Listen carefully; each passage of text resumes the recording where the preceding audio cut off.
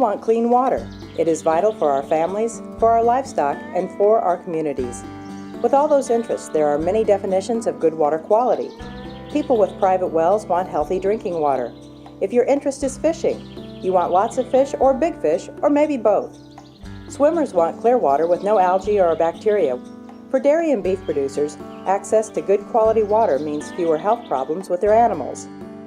Clean water starts right here in the feed yard. How we manage runoff from these feed yards can be a key factor for water quality. There is a tool available so cattle producers can determine if practices they put in place will help keep our waters safe. When it rains, we can use a simple test to check up on our water quality. That puts knowledge and clean water in our hands. I'm Dave Petty from Eldora, Iowa, and I own and operate the Iowa River Ranch. A little bit about my operation. We run a diversified crop and livestock operation. I run pretty much a black commercial cow herd, which I'm able to utilize the area around the river and streams and in this area. I also then retain ownership of the calves, and I background them, then I finish them out in a small feedlot here on the farm. As a producer's perspective on the small feedlot plan here, it's actually something that's been thought about and talked about and worked together with several different groups trying to improve water quality. And our goal here is that this small feedlot plan be a voluntary such scenario. If we think back to the Iowa feedlot plan, which included most of the larger lots, about 90% of those lots voluntarily stepped up and made improvements. We as producers will have the opportunity to either share this information or we can keep it entirely to ourselves. After all, it's voluntary, so we will have the opportunity to truly know how does our operation stack up. My name's Jeremy Claes. I'm an environmental specialist in Field Office 2 in Mason City, Iowa. We regularly inspect animal feeding operations, confinements, and open lots. The DNR uses several tests to decide if a feedlot is producing good, clean water. We go out during or right after a rain. The first thing we do is walk down to where water leaves the lot. We look for signs of a possible problem, things like brown water or a strong smell.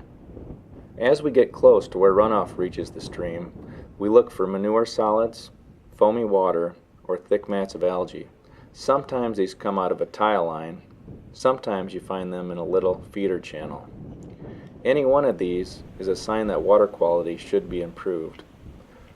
But sometimes you can have a problem that you can't see.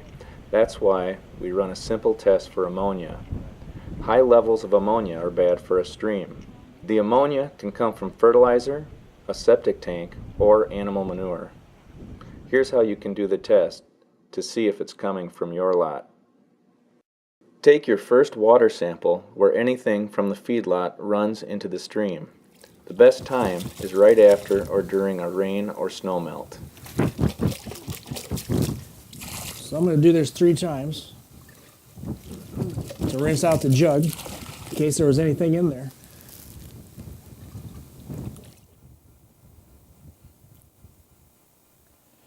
Okay, I'm going to do a water sample here.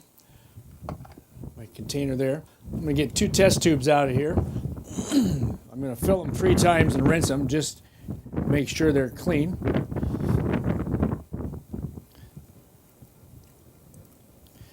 Okay. I'm going to use one of these just as a sample. I'll stick it in this left side here just to hold it. And then this one I need to get down to a proper level. So I'm just going to flick it out a little bit at a time. Okay, so I'm down to my line here. Now I'm going to take 3 drops of additive here.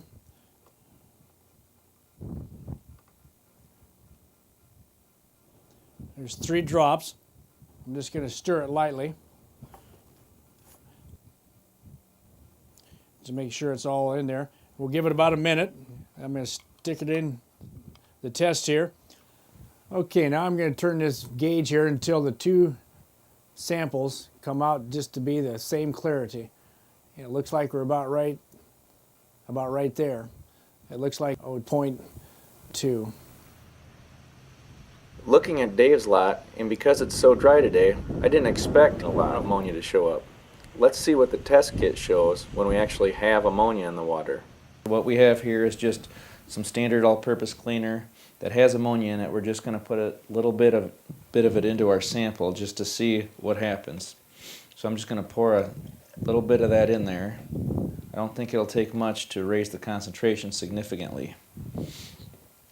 So we're basically just going to do the same procedure, filling our sample containers. And again, we're going to bring it down to the line, to the appropriate volume in the sample.